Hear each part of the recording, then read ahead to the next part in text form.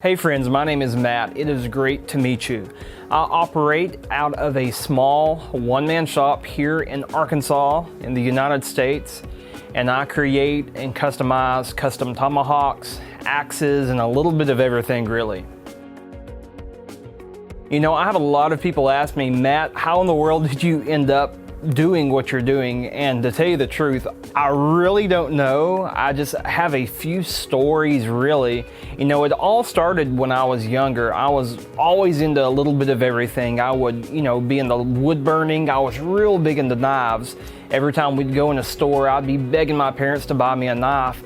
And I guess some of those things just kind of spilled over. They stuck with me. As I got older, I went to college, going into the medical field, and I woke up one day and realized this is not what I want to do with my life. Like, it wasn't there. You guys know what I'm talking about, right? I would say I was about borderline depressed probably, So I just got bored one day and I realized that I had this old hatchet just laying around. So I said, you know what? Why don't I wood burn this? I was always wood burning stuff as a kid. And here it is right here. Here's the actual handle of this hatchet. I don't have the head for it anymore. And to make a long story short, someone seen this and said, man, will you start creating these for us? And I was like, I'm not sure. He said, man, you have to.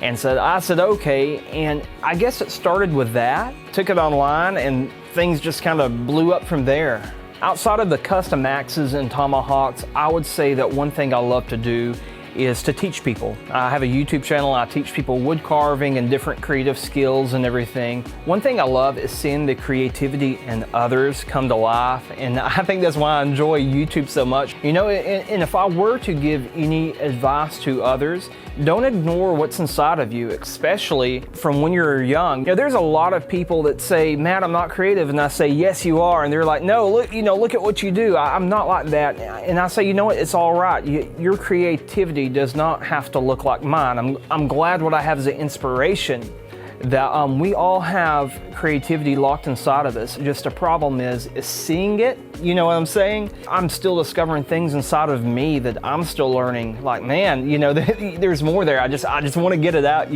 Look at your childhood and what you did as a kid. Like, what was natural for you to do, things that you love doing. And that is a huge indicator for what you were called to later in life. Look at what's naturally inside of you that you may have covered up with dirt over the years.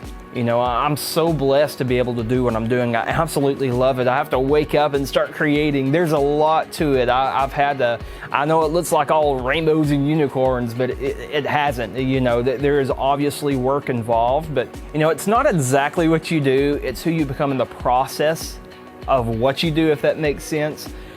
One thing that I will tell you that, we all still have more inside of us. There's still something begging to come out. I just want to take a second to thank the magazine in Brazil. Thank you. It's an honor being on here to be able to share this.